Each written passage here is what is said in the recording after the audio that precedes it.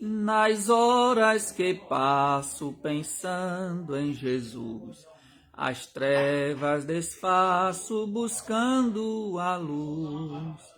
Que horas de vida tão doces para mim, Jesus me convida que eu suba para si. Da vida voando sem nenhum temor, acima buscando do véu o amor. Que doce ventura, que aspecto feliz, que nova natura, minha alma bendiz. Do mar o bramido, da brisa o langor, da ave o carpido de doce amor. Me falam sentidos, acordes dos céus, me trazem aos ouvidos os hinos de Deus. Minha alma ansiosa já quer percorrer a senda gloriosa que eu hei de ver. Que coisa tão bela, ó que luz sem véu, Jesus me revela mistérios dos céus.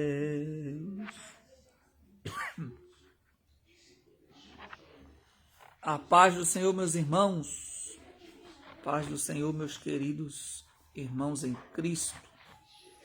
Esse hino que acabei de louvar é o hino 17 da harpa cristã. Nas horas que passo pensando em Jesus, as trevas desfaço buscando a luz. Que horas de vida tão doces para mim, Jesus me convida que eu suba para si. Muitas das vezes estamos sufocados, se sentindo com fardo pesado, cansado, estressado, nervoso, angustiado, deprimido ou sem esperança com o dia de amanhã. Mas se você fazer o que o escritor desse hino 17 disse, você vai ser feliz. Porque nas horas que a gente passa pensando em Jesus, as trevas, ela vai desaparecendo. E quando a gente deixa de pensar em Cristo, deixa de buscar a Cristo, conforme diz lá em Colossenses capítulo 3, né? Que se já ressuscitamos com Cristo, devemos buscar as coisas que são do alto e pensar nas coisas que são do alto, onde Cristo está assentado, intercedendo por nós. O nosso maior problema, que eu me coloco no meio também, é tirar o olhar de Jesus e focar no problema. Quando a gente deixa de olhar para Jesus e deixa de pensar em Jesus, a nossa visão ela fica direcionada para os problemas desta vida e os cuidados desta vida sufocam. Jesus contou a parábola do semeador, que uma das sementes foi sufocada, não foi pelos espinhos? Pelos espinhos. E essa semente representa o Evangelho, que foi germinada na nossa vida, né? A semente do Evangelho. E ela pode ser sufocada com os cuidados desta vida, com as ansiedades, com as preocupações, o excesso de preocupações, e pode lhe sufocar ao ponto da semente do Evangelho morrer. Não que o Evangelho morre. A palavra de Deus ela é viva e ela não morre. Mas essa semente que nasceu na sua vida, ela pode ser sufocada e morrer. Você pode sufocar o poder da palavra na sua vida se você deixar de olhar para Jesus para olhar para os problemas desta vida. Eu quero trazer uma palavra, uma rápida palavra, aqui no livro de Deuteronômio. Deuteronômio. capítulo de número 8, o quinto livro da Bíblia, escrito por Moisés, quando Moisés aqui faz um relatório, uma repetição, né?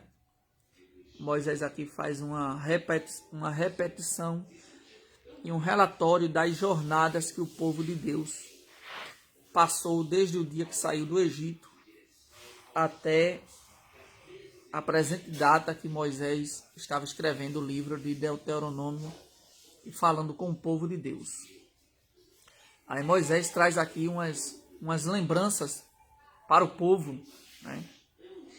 Moisés traz umas lembranças para o povo antes do povo entrar na terra prometida, a terra de Canaã.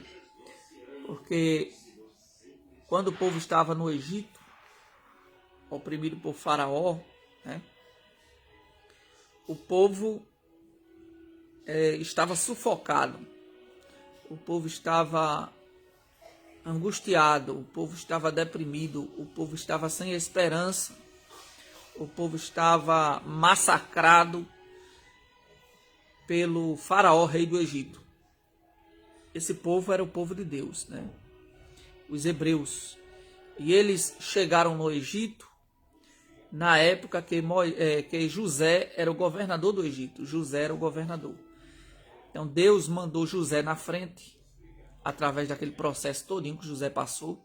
Foi Deus que enviou José na frente para o Egito, para preservar o seu povo em vida, porque Deus já sabia da fome que ia ter na terra. E José foi governador do Egito. Depois que José passou aquele período ali no Egito e chegou a fome, né? Quando a fome chegou, aí Deus permitiu que a família de José descesse ao Egito para comprar comida, os irmãos de José. E aí José se deu a conhecer aos seus próprios irmãos, que os tinha vendido para o Egito. E José manda chamar os seus irmãos, as esposas dos seus irmãos, os filhos de seus irmãos, o seu próprio pai, para descer ao Egito e morar no Egito.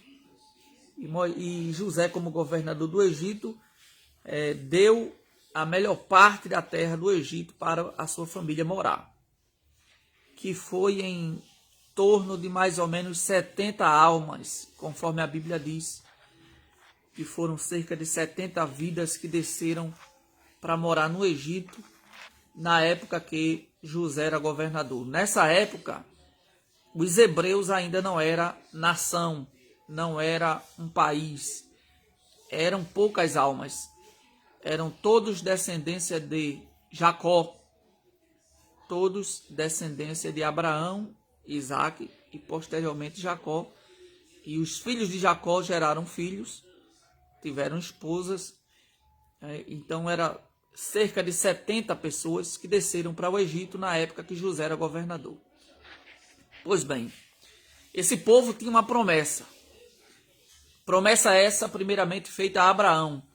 Quando Deus chamou Abraão, Abraão morava em Ur dos Caldeus, uma cidade idólatra, mas Deus chamou Abraão e disse a Abraão: sai da tua terra, do meio da tua parentela, que eu vou te mostrar para onde tu deve ir. E Abraão, sem saber para onde ia, obedeceu a voz de Deus e seguiu a voz de Deus.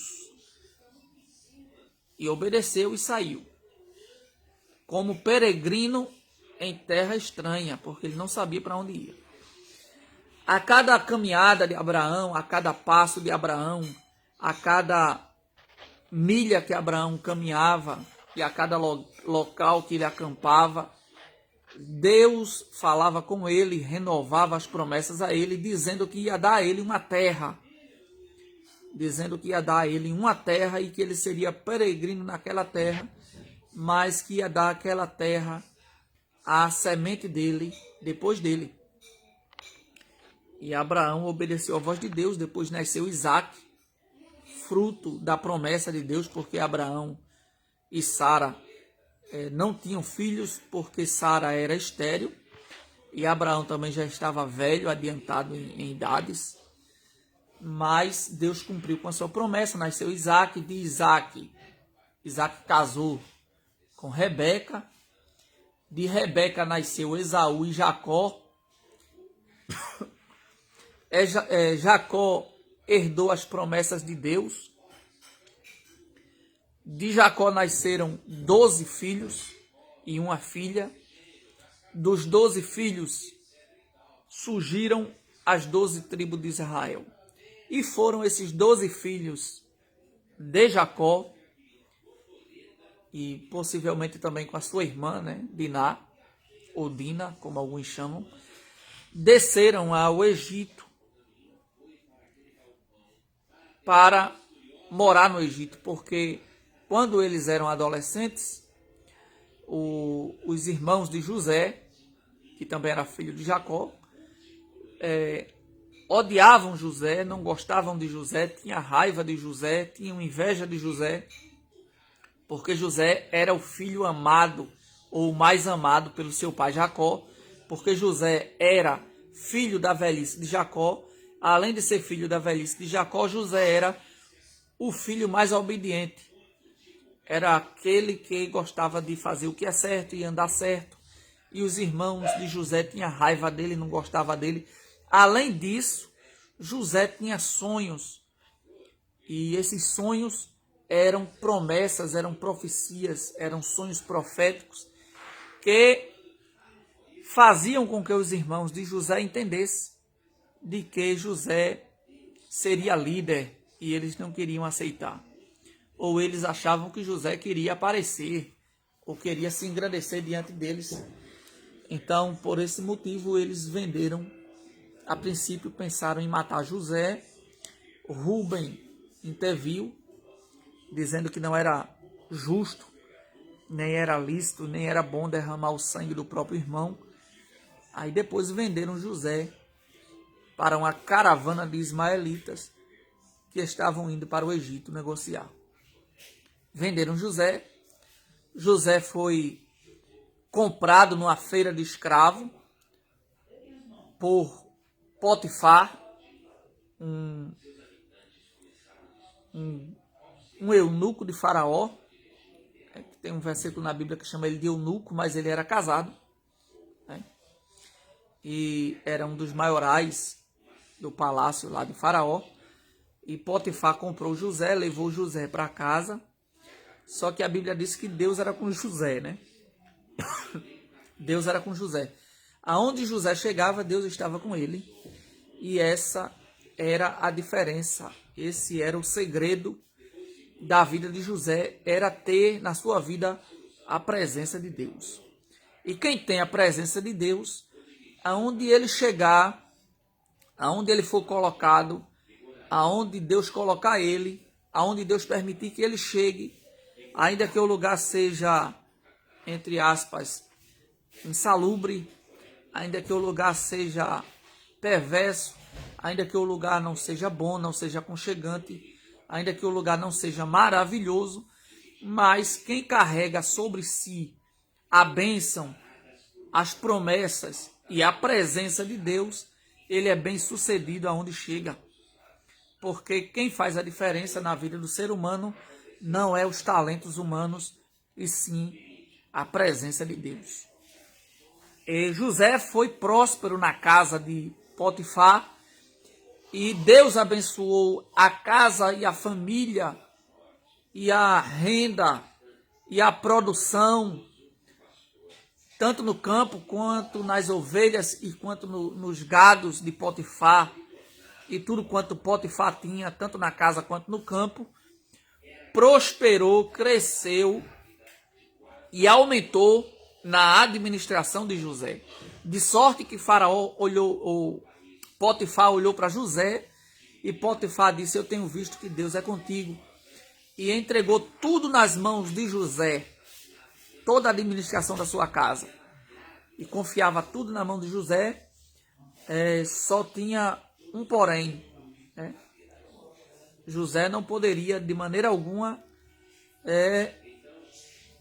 possuir a esposa ou ter a esposa de Potifar. Potifar disse: tudo quanto está na minha casa ou no campo está na tua administração, só não toques na minha mulher.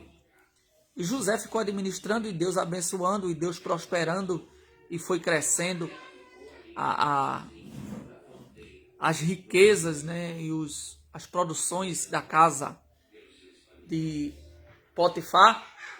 Aí a mulher de Potifar botou os olhão dela em José, porque além de José ser novo e bonito, né, Deus era com ele, e eis aí a diferença. Pai do Senhor, irmã Leila. Queria convidar a irmã Leila para falar um pouquinho aqui, se ela continuar aí. Deus abençoou a casa de Potifar através de José. Logo o diabo se encarregou de usar a mulher de Potifar para colocar os olhos em cima de José. Claro que a culpa não é exclusivamente do diabo, porque o diabo não leva a culpa de tudo, né? A mulher de Potifar teve a sua parcela de culpa também, né? Bem, José foi caluniado, foi preso, acusado de tentativa de estupro, mas Deus era com José e na cadeia Deus também abençoou José. E José lá foi feliz, José lá tomava conta do cárcere, a chave do cárcere foi parar na mão de José. José tomava conta dos presos. Amém, irmã Leila? Bom trabalho, que Deus esteja contigo aí nesse trabalho, te leve em paz e te traga em paz e te dê um dia de trabalho em paz na presença de Deus. Amém? Então Deus foi com José no cárcere. Lá no cárcere Deus preparou a estratégia de conduzir José até a presença de Faraó. E a estratégia foi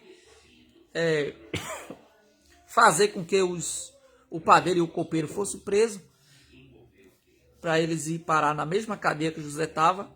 E lá eles tiveram seus sonhos. José interpretou os sonhos deles. Um morreu, o copeiro morreu, o padeiro voltou para sua função. Não, o padeiro que morreu, o padeiro morreu.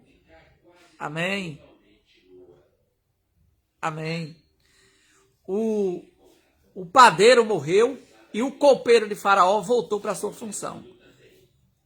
E quando o copeiro voltou para a função, José tinha dito: olha, lembra de mim, e fala bem de mim lá a Faraó, fala bem de mim a Faraó, e diz lá a Faraó a minha história, diz para Faraó que eu estou preso aqui injustamente, que eu não merecia estar nessa cadeia, e fala bem de mim lá para Faraó.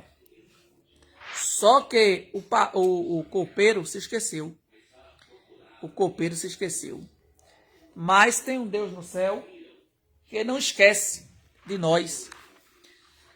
Tem um Deus no céu que não esquece de nós. E muitas das vezes nós queremos que alguém se lembre de nós, queremos que alguém nos beneficie, queremos que alguém fale bem de nós para alguém, para a gente receber alguma promoção, algum benefício.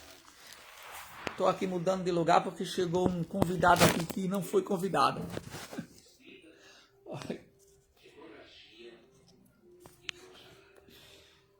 O convidado que chegou, que não foi convidado e veio aqui na minha live.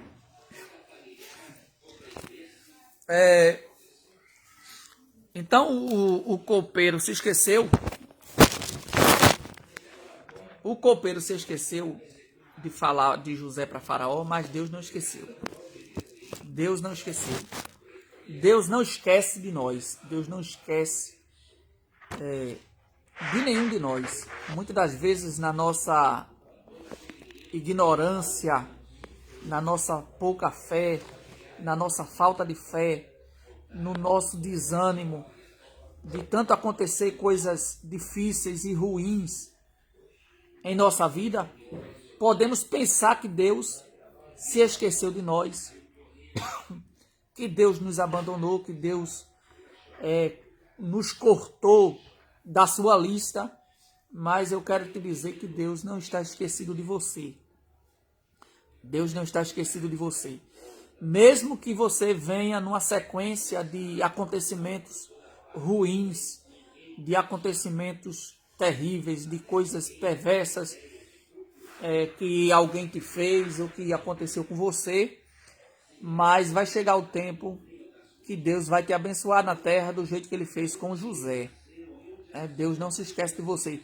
Se você é servo de Deus, se você é uma serva de Deus, se você está se esforçando para agradar a Deus e fazer a vontade de Deus, pode ter certeza que o tempo de cantar vai chegar. E passado 2 anos, Faraó teve um sonho. Aí Faraó sonhou com 7 vacas magras e feias e 7 vacas gordas na beira do rio, pastando na beira do rio. Aí de repente aquelas vacas magras engolia aquelas vacas gordas, só que as vacas magras e feias, após engolir as vacas gordas, elas continuaram da mesma forma. Continuaram magras e feias. Continuaram com aquela aparência de zumbis, né? E depois Faraó teve na mesma noite outro sonho que é com espigas. Que pode ter sido espigas de trigo ou pode ter sido espigas de milho. E as espigas, ele sonhou com 7 espigas robustas, bonitas, bem cevadas, e sonhou com 7 espigas feias, queimadas do sol, e ele sonhou que aquelas espigas engoliam as espigas boas e bonitas, e as espigas ficavam feias como antes, após engolir as espigas boas. E Faraó se acordou perturbado, inquieto, e mandou chamar todos os sábios do seu reino, todos os adivinhos, feiticeiros, todos os que exerciam algum tipo de mandinga lá, de adivinhações, de revelações.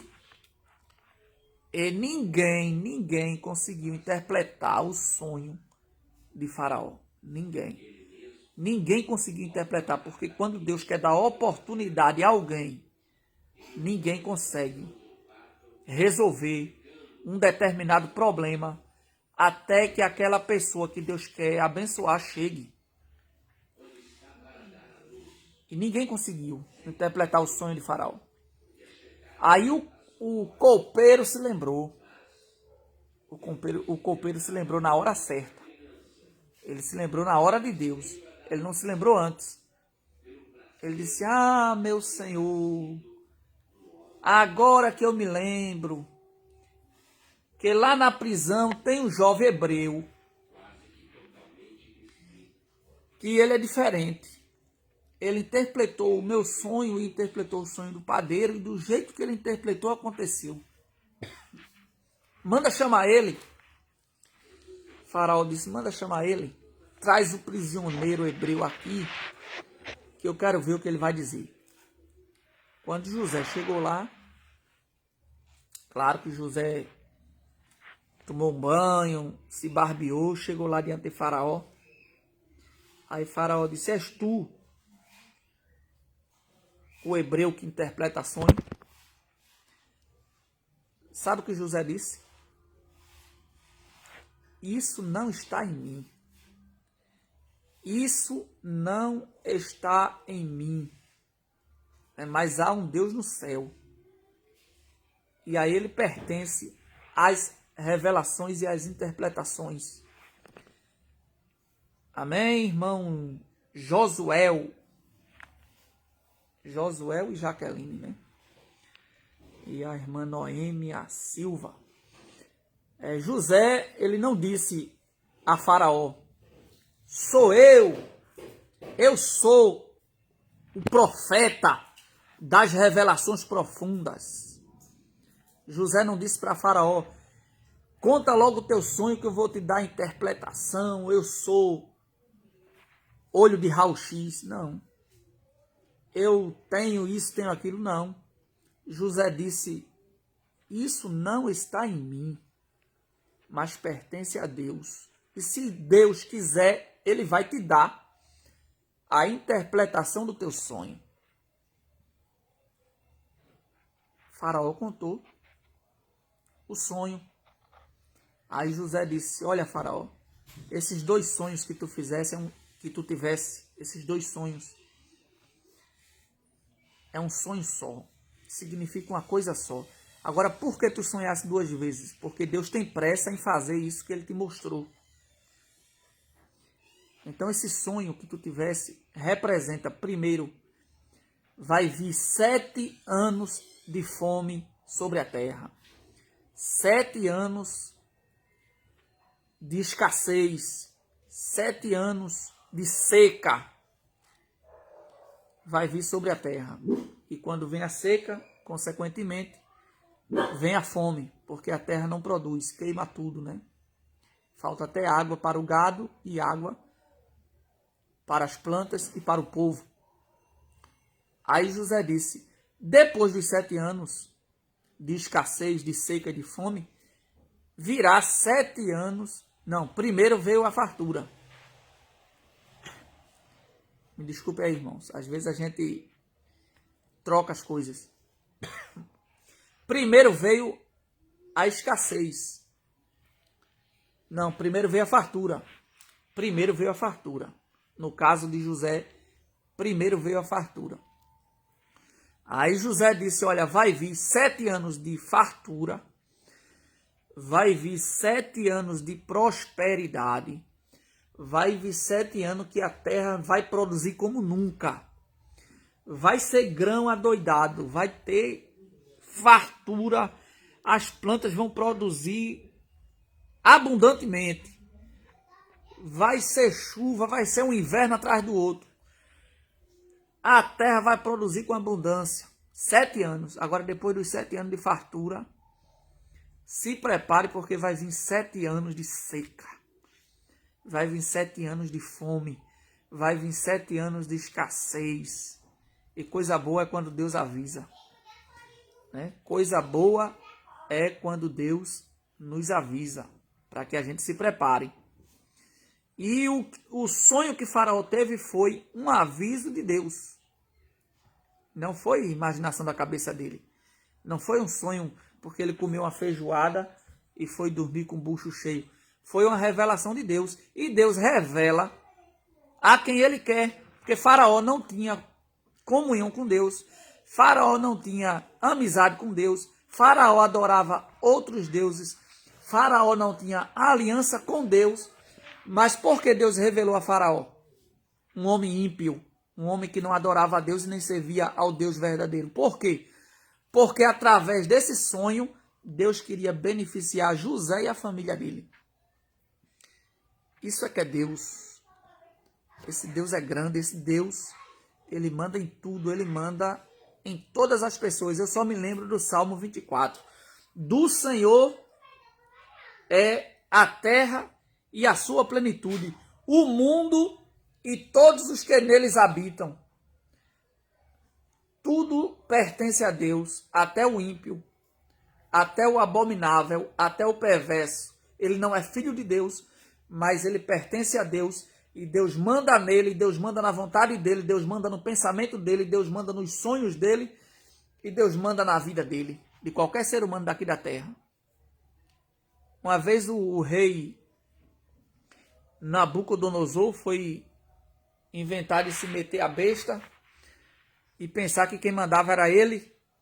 Aí Deus também deu a ele um sonho e ele sonhou com aquela grande árvore que era cortada. E Deus deu a interpretação a Daniel para dizer que o reino dele ia ser cortado e ele ia passar 7 anos comendo capim, para ele entender que quem manda na terra é Deus. Quem manda nos homens, no reino dos homens, quem coloca reis, quem tira reis, quem coloca no trono, quem tira do trono, quem exalta, quem abate, quem abençoa, quem prospera, quem dá e quem tira é o Deus do céu, o Deus Todo-Poderoso. E Deus fez isso com o faraó, deu a ele o sonho para José interpretar. Aí quando José deu a interpretação, aí José disse, agora virá, depois da fartura vai vir 7 anos de fome. Agora tu coloca um homem aí, um homem que tenha inteligência, um homem que seja sábio, um homem que saiba administrar, um homem que tenha um espírito excelente, que tenha sabedoria. Aí tu coloca ele para administrar essa fartura que vem, porque se a pessoa tem fartura, se Deus permite vir a fartura, se Deus prospera, se Deus prospera a vida de alguém na fartura e a pessoa não sabe administrar aquela fartura, lá na frente pode ter problemas, né? Porque o problema de quem está farto, Pai do Senhor, irmão José Carlos, o problema de quem está farto hoje, que está na prosperidade e na bênção, é achar que essa fonte que ele tem de renda é inesgotável. Aí tome a gastar, tome a desperdiçar, aí depois vem a prova. Aí quando a prova vem, quando a porta se fecha, aí vem as consequências. Aí tem gente que hoje está no bom emprego, está ganhando um bom salário, está próspero, aí começa a estragar, pensando que vai durar toda a vida. Só que o conselho que José deu para Faraó, coloca um homem sábio para administrar, para quando a fome chegar, quando a seca chegar, quando a porta do céu se fechar sobre a terra e não chover, aí tu vai ter o que comer, vai ter comida para o povo não vai morrer, o gado, né? Vai ter comida para o povo, principalmente o povo. O gado sofreu porque faltou pasto, mas tinha grão, né? Tinha alimentos em abundância no Egito. Pai do Senhor, irmão Carlos, o Senhor é uma bênção, viu? Um abraço. Pai do Senhor, novamente, irmão Josué. Deus deu fartura no Egito. Agora veja bem, outro detalhe. Deus poderia ter escolhido outro reino, outra nação, outro povo para abençoar com prosperidade. Deus poderia ter escolhido qualquer outra nação para abençoar com prosperidade, para servir de canal de bênção para outros povos. Mas Deus escolheu o Egito. A prosperidade veio sobre o Egito. Todo o povo, toda a vizinhança do Egito não tinha nada quando a fome chegou, quando a seca chegou. Mas no Egito tinha. Por quê? Por quê? Porque José estava lá. José foi vendido como escravo para lá, para o Egito. E o canal de Deus era José e não Faraó. Faraó foi o detalhe, mas o embaixador de Deus, podemos dizer, o embaixador de Deus na terra, para abençoar não só o Egito, mas todas as comunidades, bairros, vizinhanças, nações, reinos que estavam ao redor do Egito, foram beneficiados por causa de José. E quando José disse a Faraó, coloca aí um homem sábio, aí, um homem inteligente. Se José fosse exaltado, soberbo, arrogante, prepotente, se José fosse alguém de nariz empinado, José tinha dito para Faraó, me coloca porque eu tenho capacidade, eu tenho dom, eu tenho o Espírito de Deus, eu te dei a interpretação, então me coloca. José não disse isso. Valeu o texto? José disse, coloca aí um homem aí, alguém que seja sábio. Faraó disse, oxente, aonde é que eu vou achar alguém mais sábio do que esse homem? Onde eu vou achar alguém mais sábio do que esse homem? Que tem o espírito dos deuses, porque Faraó disse deuses, porque não sabia que Deus só tem um, né? Que é o que criou o céu e a terra. Onde é que eu vou achar um homem desse? Vai ser tu mesmo, é tu, José. Mandou trocar logo as roupas de José, botou o anel no dedo de José, mandou fazer a cerimônia e colocar José para ser proclamado de que José seria o governador do Egito e que após Faraó, José seria o segundo no trono. Ninguém faria nada no Egito. Ninguém levantava nem um pé, nem a mão, nem tomava decisão nenhuma se primeiro não passasse por José. Aí veio a prosperidade. Deus abençoou. O Egito prosperou. José, sábio, inteligente, mandou construir muitos armazéns, estocar alimento, estocar grãos, né? E ali, depois veio os 7 anos de fome, aí o povo estava preparado. Todo o povo ao redor passando fome tinha que vir comprar comida lá no Egito. Aí foi aí que veio a família de José morar no Egito. Bem, vindo a família de José morar no Egito, a família de José foi beneficiada por Faraó, foi morar na terra de Gósen, que era uma terra boa, era uma terra que produzia bem, era uma terra que dava fartura, era uma parte melhor da terra. E José, através da autorização de Faraó, colocou a família dele todinha para morar lá. Aí depois levantou-se outro faraó que não conheceu José, depois que José morreu, levantou-se outro faraó que não conheceu José ou que não conhecia José. Não é que ele não conheceu, ele soube da história de José, mas ele não tinha afinidade com os hebreus. Aí mandou oprimir o povo, mandou castigar o povo, até porque o povo de Deus lá no Egito, os hebreus, começaram a se multiplicar. Começaram a nascer filhos. E o povo foi crescendo, crescendo, crescendo, ao ponto de quase se igualar à população dos egípcios. A população de hebreus estava tão grande que amedrontou o reino de Faraó. Amedrontou Faraó e amedrontou os príncipes de Faraó, que aconselharam Faraó e disse: olha Faraó, esse povo que chegou aqui como escravo, como peregrino, essa descendência aí de Jacó, parentes de José, cresceram muito.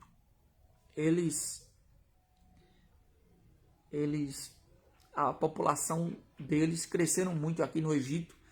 E se vier uma guerra contra nós, eles vão se juntar com nossos inimigos e vai vencer o nosso reino. Aí foi que Faraó decretou aquele decreto para matar todos os meninos machos que nascessem. Todos os meninos machos que nascessem, Faraó decretou que fosse executado, morto. Deixasse só as meninas. Por quê? Porque os homens eram que poderiam guerrear caso viesse uma guerra contra o Egito, né? E nesse intervalo, a Bíblia diz que uma mulher da tribo de Levi casou com um varão também levita. Aí nasceu, né? Primeiro nasceu Miriam, Arão, depois nasceu por último Moisés, que Moisés nasceu justamente no período do decreto de Faraó. Moisés cresceu. Moisés foi escondido, né? Quando nasceu, foi escondido, porque o decreto estava em vigor. E se a mãe e o pai de José fossem descobertos, a criança seria tomada e morta, e eles poderiam sofrer também punições. E teve um tempo que, quando Moisés já estava com 3 meses, não puderam mais esconder a criança e tiveram uma estratégia de Deus. A mãe de Moisés chamou Miriam, que já era uma adolescente, e disse, olha, coloca essa criança lá no rio Nilo.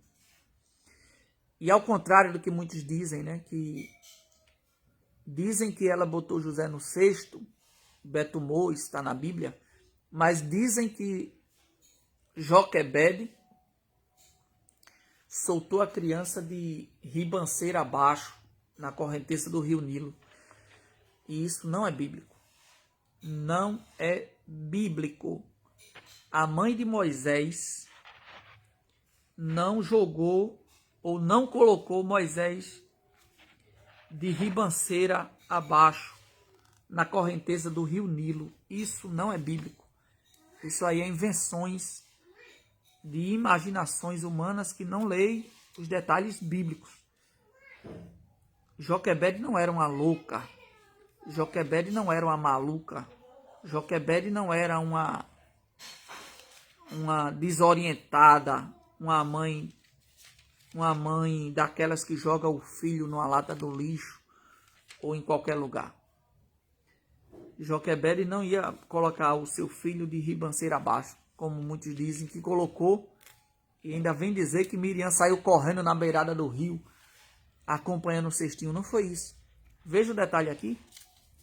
Êxodo capítulo 3. Êxodo capítulo 3.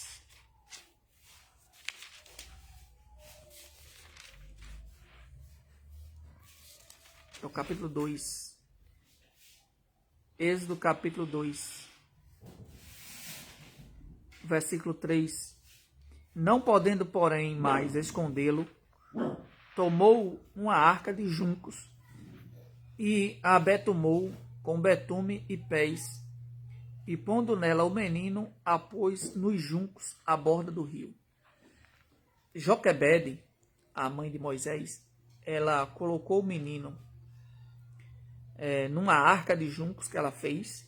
Ela betumou para não entrar água. Ela foi cuidadosa, zelosa pela segurança da criança. E ela colocou o menino dentro da arca que ela fez e pôs nos juncos à borda do rio. Ela colocou o menino dentro dos juncos, no meio dos juncos. Num lugar, juncos é aquela planta que nascia na beira do rio, ou nasce ainda, né? E dessa planta aqui era extraída o papiro. E na beira do rio tinha aquelas plantas aquáticas. E a mãe de Moisés colocou o cestinho no meio dos juncos. Não foi para a correnteza levar. Não foi para a água levar. Ela colocou num lugar estratégico. Ela colocou no local.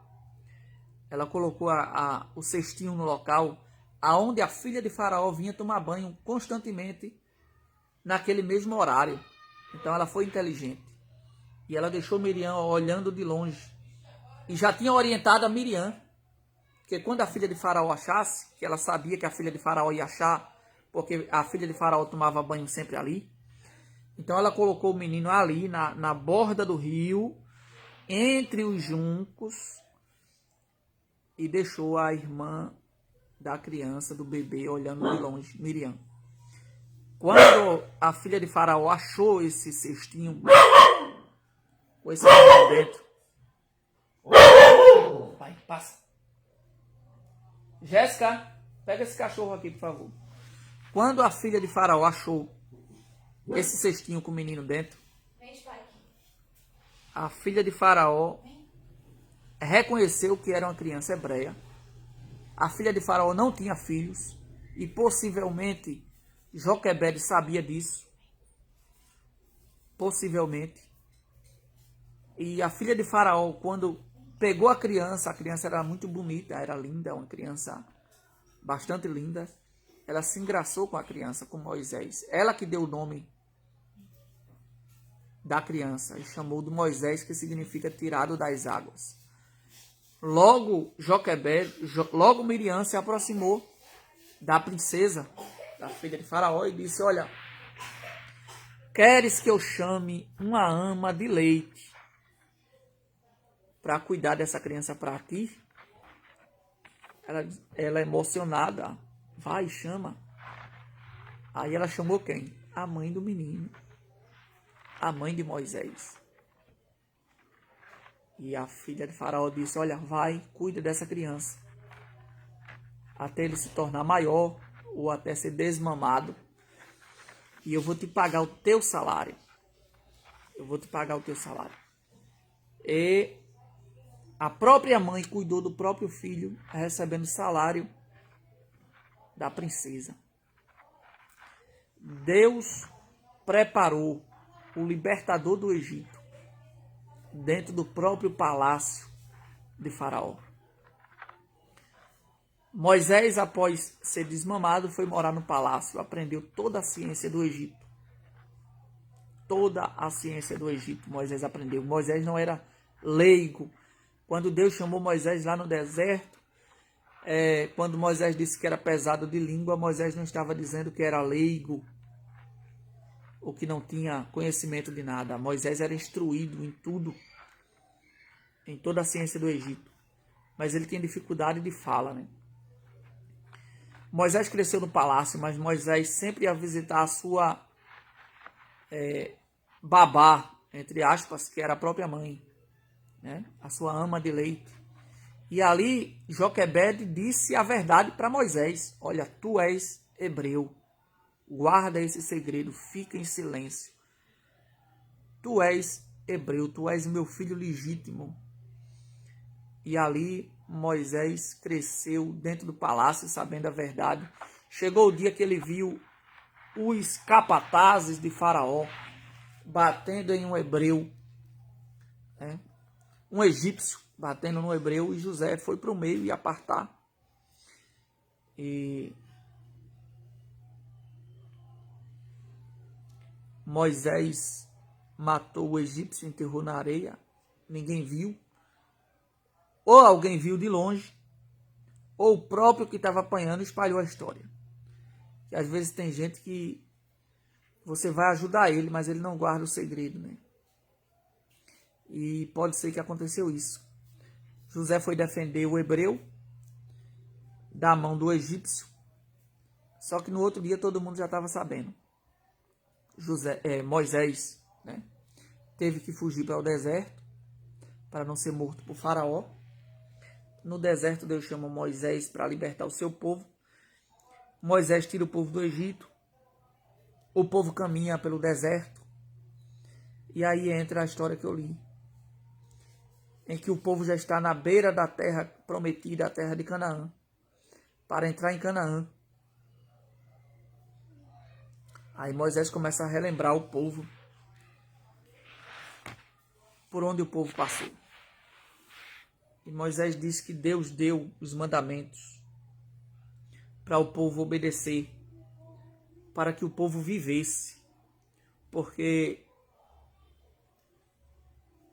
a obediência, ela traz bênçãos. A obediência, ela traz felicidade. A obediência, ela traz prosperidade. E quando falamos em prosperidade, não é só no nível financeiro. A palavra prosperidade, ela é muito abrangente, né? Então, a consequência da obediência era viver. O capítulo 8, versículo 1 de Deuteronômio, Moisés começa dizendo: todos os mandamentos que hoje vos ordeno guardareis para os fazer, para que vivais e vos multipliqueis e entreis e possuais a terra que o Senhor jurou a vossos pais. E te lembrarás de todo o caminho pelo qual o Senhor teu Deus te guiou no deserto estes 40 anos, para te humilhar, para te tentar, para saber o que estava no teu coração, se guardaria os mandamentos ou não. E te humilhou e te deixou ter fome e te sustentou com o maná que tu não conheceste, nem teus pais o conheceram, para te dar a entender que o homem não viverá só de pão, mas de tudo que sai da boca do Senhor viverá o homem. Antes de Deus colocar o povo na terra que mana leite e mel, antes de Deus colocar o povo numa terra próspera, antes de Deus colocar o povo num lugar de fartura, de alegria, de felicidade, um lugar maravilhoso, que era a terra prometida. Antes, Deus fez o povo passar pelo deserto. E aí foi que eu coloquei aí no título, que antes da bênção, antes da prosperidade, né? Antes das bênçãos de Deus chegar, vem a prova, vem o deserto, vem a escassez, vem a sede, vem as dificuldades da vida. E Deus prometeu ao povo uma terra que mana leite e mel, uma terra de fartura, uma terra de prosperidade. Mas o povo não ia receber essa terra assim de mão beijada. Deus primeiro preparou o povo. Deus estava preparando o coração do povo. E Deus deixou eles ter fome. Deus deixou eles ter sede. Deus deixou eles sofrerem. Deus deixou eles serem maltratados pelos seus, os que ele comandavam, que eram os egípcios, né? E Deus deixou eles sofrerem todos esses males antes de colocarem eles na terra prometida. Por quê? O próprio texto diz, primeiro, versículo 2 do capítulo 8 de Deuteronômio. Para saber o que estava no teu coração, se guardaria os seus mandamentos ou não. Deus, como onisciente, Deus conhece o coração do homem. Deus, como onisciente, conhece os pensamentos do homem. Mas é na prova que o homem se revela. É na provação que o homem se revela. Tem gente que tem uma fé de tocar o céu. Tem gente que vive abrindo a boca para dizer que Deus é grande, que Deus é fiel, que Deus é poderoso, que nunca vai deixar o evangelho, que não vai deixar Jesus, que está com Jesus para o que der e vier. Quando a prova chega, quando a fome chega, quando a escassez chega, quando a doença chega, tudo que ele falava cai por terra.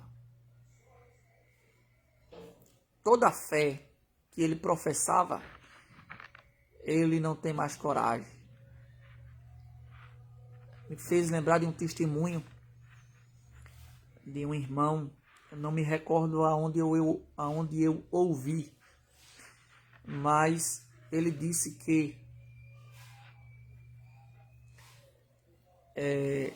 Deus deu um grande livramento ao filho dele, que estava morrendo afogado em uma piscina. Uma criança pequena, que não sabia nadar. Alguém encontrou a criança a tempo. Tirou a criança de dentro da piscina, socorreu a criança e a criança escapou da morte. E aquele homem, que era um pastor, entrou dentro do seu escritório e começou a louvar a Deus, começou a engrandecer a Deus, começou a exaltar a Deus e a dizer para Deus: muito obrigado, tu és muito maravilhoso, tu és um Deus grande, tu és um Deus fiel. E a lágrima dele descia e ele dizia: Deus, tu és fiel, como tu és fiel, como tu és fiel, salvasse a vida do meu filho. Aí Deus bradou dentro dele: se eu permitisse o teu filho morrer, tu ainda diria que eu sou fiel? Tu ainda me engrandeceria? Tu ainda diria que eu sou grande, que eu sou poderoso? E aquele homem, ele teve um choque de realidade. Muitas das vezes, louvamos a Deus na fartura, louvamos a Deus na prosperidade, louvamos a Deus quando as coisas estão dando certo para nós, quando as portas estão abertas, quando tudo vai dando certo na nossa vida, aí louvamos a Deus. Mas será que somos crentes de verdade? Será que servimos a Deus com fidelidade para louvarmos e exaltarmos e adorarmos a Deus em qualquer circunstância da vida? Me fez lembrar de um versículo que Paulo falou. Não estou me recordando aqui agora. Mas o apóstolo Paulo, ele disse... Deixa eu ver se é Filipenses. É Filipenses. Filipenses, capítulo de número 4. Filipenses, capítulo 4. Versículo... Um versículo que o povo gosta muito, né?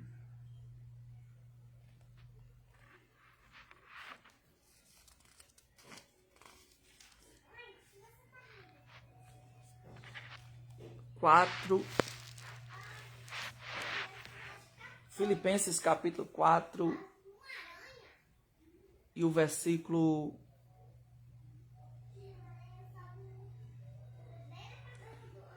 11, 12 e o 13. Não digo isto como por necessidade, porque já aprendi a contentar-me com o que tenho. Sei estar abatido e sei também ter abundância. Em toda a maneira e em todas as coisas estou instruído, tanto a ter fartura como a ter fome, tanto a ter abundância como a padecer necessidade. Posso todas as coisas naquele que me fortalece. Tem gente que gosta só do versículo 13, Filipenses 4 e 13, e cita mais esse versículo na igreja. Ou escreve esse versículo no para-brisa do carro, num quadro, numa camisa, num panfleto, né? É lindo esse versículo. Posso todas as coisas naquele que me fortalece. Só que esse versículo é a resposta do versículo 12. Eu sei estar abatido. Eu sei também ter abundância. Porque tem gente que não sabe estar abatido e nem sabe ter abundância. Quando está abatido, perde a fé. Quando tem abundância, se desvia dos caminhos do Senhor. E já tem gente que se desvia na escassez. Porque acha que Deus é injusto, porque Deus é infiel, porque Deus não é bom com ele. Aí cai no mesmo erro do salmista do Salmo 73. O salmista do Salmo 73, ele disse: os meus pés quase se desviaram porque eu comecei a olhar a prosperidade dos ímpios. Aí ele começou a comparar a vida dele, que era justo, que ele se considerava justo, era um homem temente a Deus, era um homem que fazia a vontade de Deus, era um homem que louvava no templo. E ele começou a olhar para o vizinho, que era arrogante, prepotente, ignorante, não temia Deus, blasfemava de Deus, falava mal de Deus, não tinha nenhum temor de Deus no coração. E o vizinho era próspero, tinha saúde, era robusto, aparentava ter uma vida mais feliz, equilibrado financeiramente, enquanto ele na prova. Quando ele comparou a vida do ímpio próspero e a dele, com todos os sofrimentos que ele carregava na sua vida, aí ele disse: quase que eu me desviei. Porque ele disse: em vão eu tenho lavado as minhas mãos na inocência. Em vão eu tenho feito a vontade de Deus. E tem muito crente que é assim. Tem muito crente que diz que é cristão, que aprende errado nas igrejas que pregam a prosperidade falsa. Nas igrejas que pregam a chamada teologia da prosperidade. Não é? Não é que Deus não prospere, Deus prospera. Mas a teologia da prosperidade ela é falsa. É um ensino falso. Porque eles ensinam que só porque nós somos filhos do dono do ouro e da prata, eles dizem que a gente tem que ter riquezas. Que todo cristão tem que ser bem-sucedido. Todo cristão tem que ser rico. Todo cristão tem que ter prosperidade. E isso é falso. Isso é mentira. A vida espiritual, a vida do cristão não deve ser medida pelos recursos ou pelos bens financeiros que ele tem, porque Jesus disse que a vida de qualquer um não consiste na abundância daquilo que ele possui. E já tem um louvor aqui em Pernambuco que diz que nem toda riqueza é bênção e nem toda pobreza é maldição. Pois bem, tem gente que quando está na prova, na escassez, na fome, ou na prova de pão ou de veste, ou portas fechadas, ou na enfermidade, se desviam do Senhor, se afastam de Deus, acha que evangelho não é isso, que o cristão não deve passar por isso, que o crente não é para sofrer, porque desconhece a Bíblia. Se você ler o livro de Jó, você vai ver que Jó foi provado. E Jó não cometeu pecado algum, apesar que ele tinha falhas. Mas o sofrimento dele, a terrível prova que ele passou, não foi consequência da desobediência.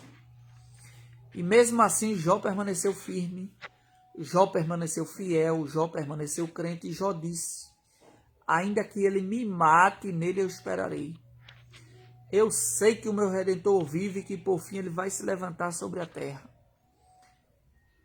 Jó manteve a sua integridade. A mulher de Jó tinha uma fé mais fraca.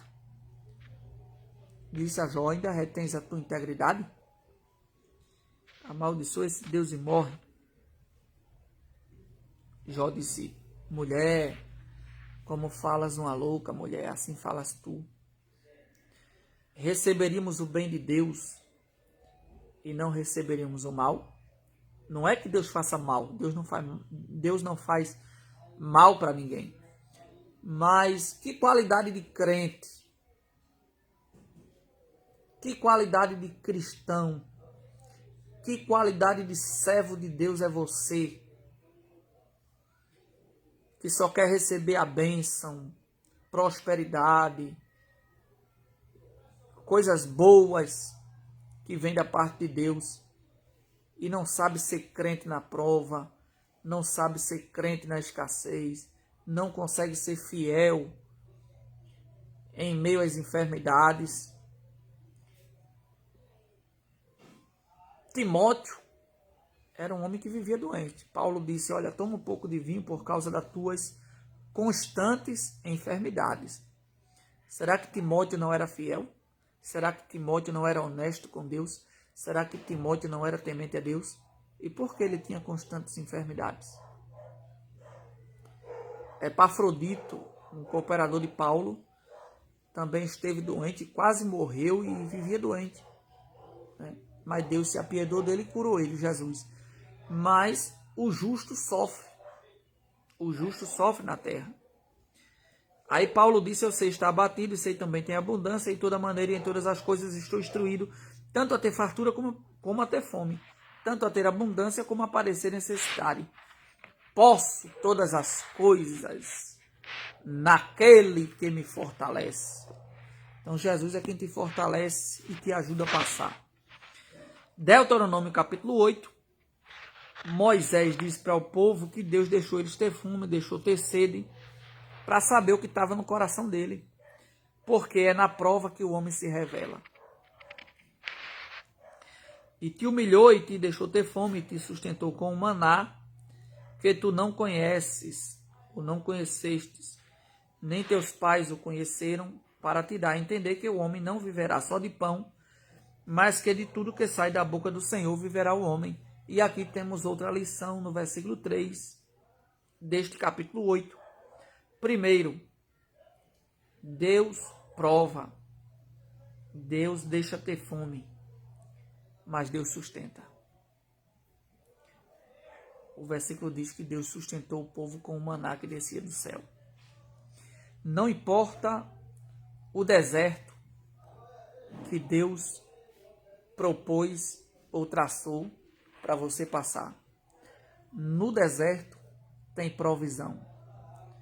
No deserto, Deus cuida. No deserto, Deus sustenta. Deus alimenta. Pode faltar água em algum momento. Pode faltar pão em algum momento. Mas você não morre. Não morre, não morre, não morre. Antes de você chegar na terra prometida, você não vai morrer. Os que morreram não foi por causa do cuidado de Deus. Os que caíram prostrados no deserto foi por causa das suas próprias rebeldias. Os que caíram prostrados no deserto, os que não alcançaram a promessa, os que não alcançaram a terra prometida, os que não entraram na terra, foi por causa da sua própria desobediência. Não foi falha na promessa de Deus. Não foi porque Deus não teve poder de colocar todos lá. Foi porque eles foram rebeldes. Eles foram desobedientes. Mas os que permaneceram perseverando e seguiam o Senhor, como aconteceu com Josué e Caleb, entraram na terra prometida, viram de perto, provaram, se alimentaram das boas árvores que tinham lá e gozaram do melhor da terra, porque perseveraram em seguir a Deus. No deserto, Deus cuida, Deus sustenta. O versículo 3 do capítulo 8 de Deuteronômio diz também para nós que Deus permite a gente ter fome, ter sede, passar pelo deserto e sofrer todas essas escassez para que a gente entenda que o homem não vive só de pão, mas de tudo que sai da boca do Senhor viverá o homem. Deus estava ensinando ao povo a depender dele. Deus estava ensinando ao povo a ser dependentes de Deus. Para que o povo entendesse que a vida do ser humano não é só comida, alimento. E tem gente que já come hoje pensando no que vai comer amanhã. E a Bíblia manda a gente depender de Deus. Na oração do Pai Nosso, um dos itens da oração do Pai Nosso que Jesus ensinou para os discípulos foi: o pão nosso de cada dia nos dá hoje. O pão de cada dia Deus manda, Deus supre, Deus alimenta. O pão de cada dia. Creio eu que baseado no maná que descia do céu todos os dias. Quando Deus prometeu enviar o maná, Deus disse para o povo não juntar para o outro dia, mas que confiasse na provisão de Deus, que no outro dia ia ter maná de novo. Alguns rebeldes guardaram o maná para o outro dia, o maná encheu-se de bicho. E só na sexta-feira que eles poderiam guardar, porque no sábado eles não podiam recolher. E também Deus não ia mandar. Quando chegou na sexta,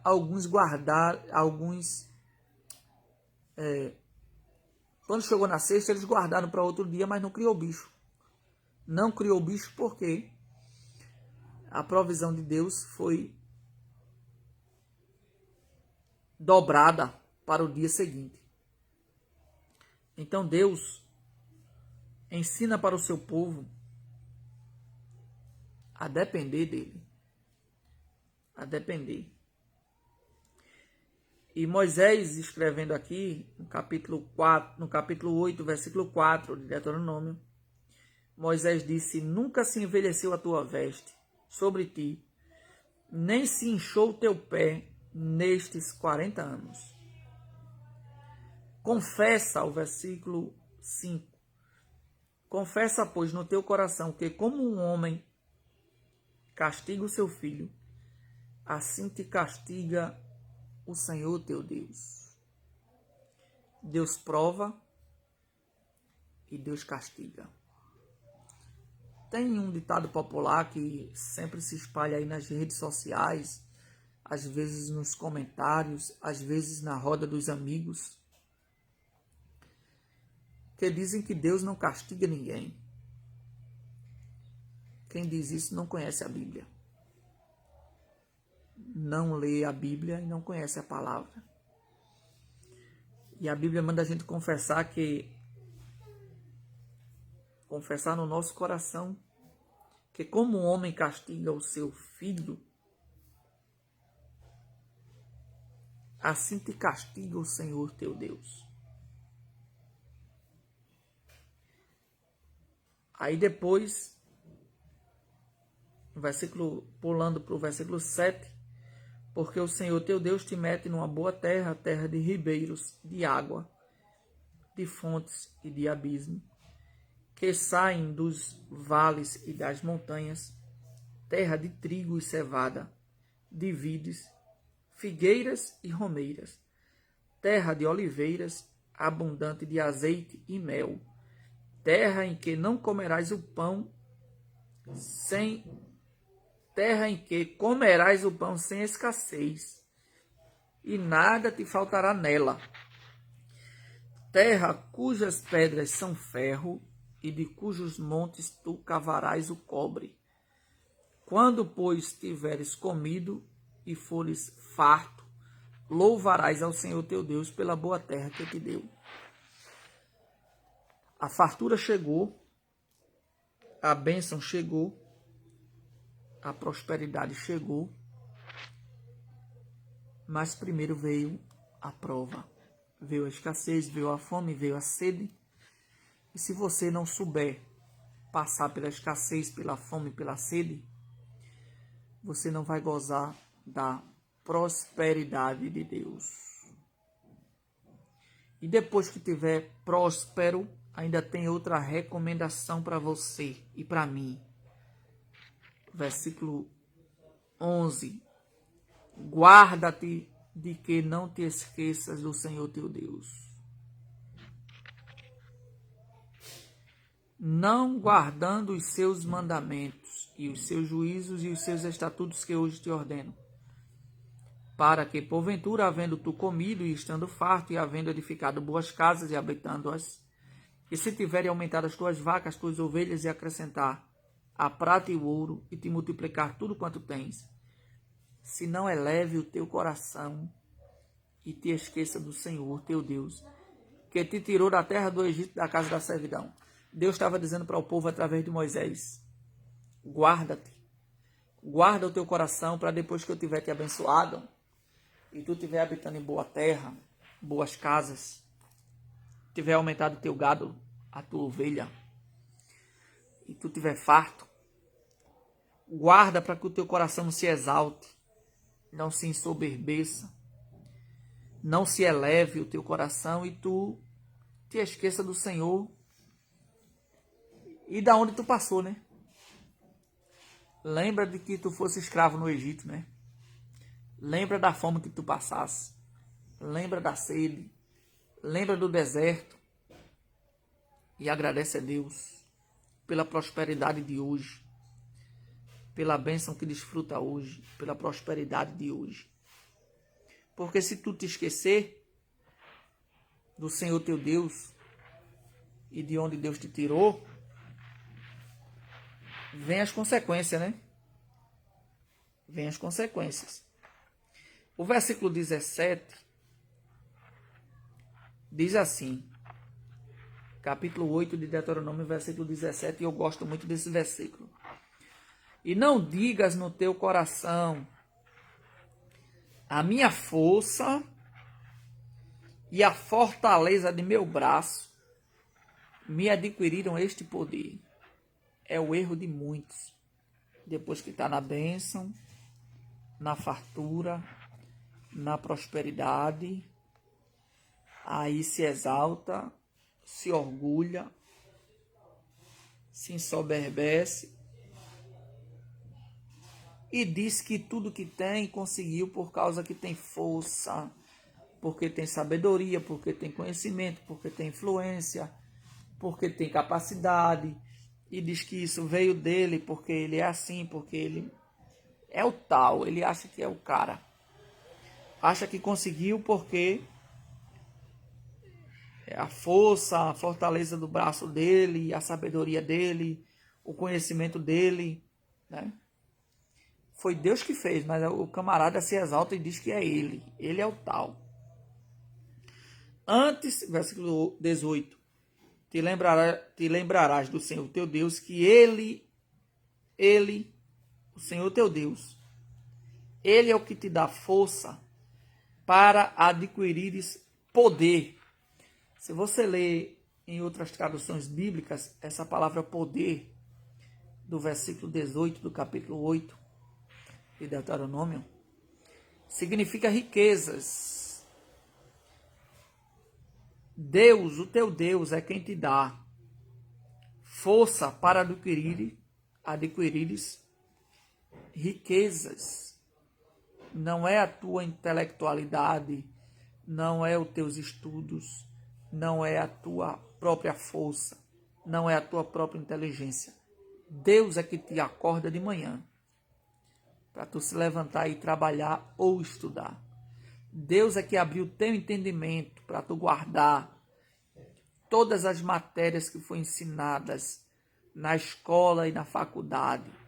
Deus é quem te dá saúde para tu se levantar da cama de manhã. Já pensasse que se Deus deixasse de estender a mão poderosa dele sobre a tua vida?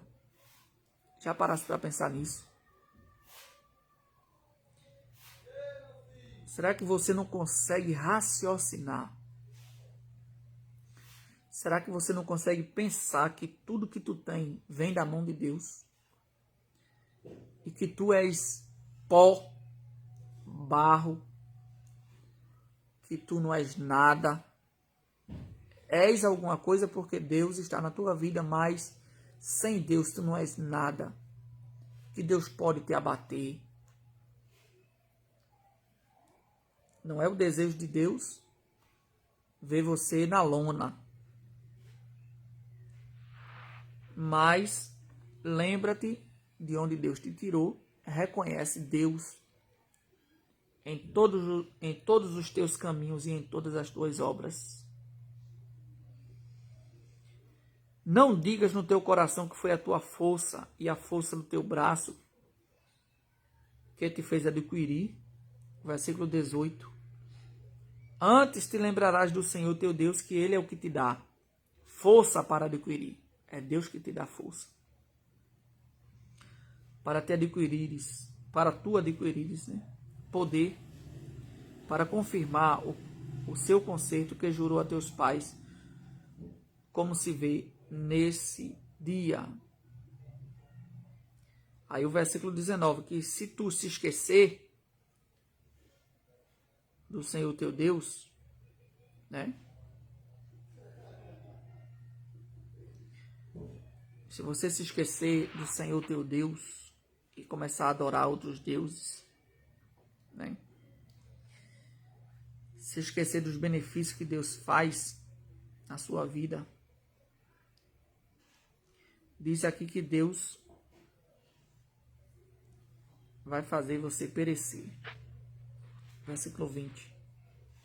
Deuteronômio, capítulo 8. Como as gentes que o Senhor destruiu de diante de vós, assim vós perecereis, porquanto não quisestes obedecer à voz do Senhor seu Deus. Tem outros textos aqui em Deuteronômio que Deus disse para o povo: não é por causa da justiça de vocês, não é por causa da bondade de vocês que eu estou dando a terra prometida a vocês. Essa terra que mana leite e mel, não é por causa da bondade de vocês. É por causa da maldade do povo que habitava nessa terra. Eu tirei eles dessa terra, eu expulsei eles dessa terra e coloquei vocês nessa terra. Por causa da maldade dos antigos habitantes dessa terra. Não é por causa da tua justiça. Tem gente que é um caso sério. Ele pensa que o que ele tem é porque ele tem força e capacidade ou porque é justo. Ele acha que é por causa da justiça dele, a bondade dele. Acha que Deus é menino. E pensa que o que ele tem, é por causa da justiça dele, mas não é. É a bondade e a misericórdia de Deus. Amém? Reconheça isso. Vou encerrar com o hino de Marcos Antônio. Um hino antigo que Marcos Antônio canta. Esse hino está no CD Homem Santo. Um hino antigo de Marcos Antônio. Mercê de Deus vivemos, não somos nada aqui. Se alguma coisa temos, é Deus que assim o quis. Bênçãos que recebemos, é por misericórdia. Deus compassivo e generoso é Jeová. Misericórdia de Deus é a causa de não sermos destruídos. Novas são cada manhã, em Cristo somos redimidos. Misericórdia de Deus é a causa de não sermos destruídos. Novas são cada manhã, em Cristo somos redimidos. O nosso Deus não muda, o mesmo sempre é. Rejeita os nossos méritos e aceita a nossa fé. Cheguemo-nos a Ele com santidade e amor. Bênçãos eternas fluiremos no Senhor. Misericórdia de Deus é a causa de não sermos destruídos. Novas são cada manhã, em Cristo somos redimidos. Misericórdia de Deus é a causa de não sermos destruídos. Novas são cada manhã, em Cristo somos redimidos. Que Deus abençoe a todos nós, em nome de Jesus.